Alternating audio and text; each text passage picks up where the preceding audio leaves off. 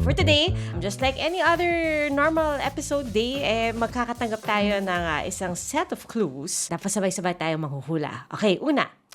Madalas siyang marinig sa umaga. Second clue.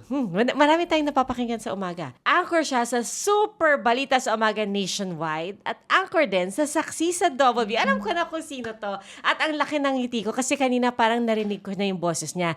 Isang salita pa lang niya, alam ko na agad kung sino siya. Ang surprise guest natin for today, I'm sure of this, walang iba kundi si Joel Reyes Zobel. Uy!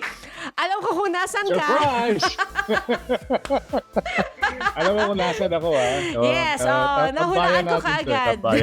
Tambayan natin to. Sana pala, pinuntahan na How lang are you? kita dyan. I'm good. How are you? Surprise! Na-surprise ko ba? Kasi nung narinig kita, parang nagmamic test ka. Sabi ko, alam ko na kung sino yan. Sino ba namang hindi makakakilala sa boses ni Joel Rezabel, di ba? Kahit Thank you. yung ibang partner ko nga na araw-araw kong kasama, hindi ko agad mabobosesan, pero ikaw, mabobosesan ko kaagad.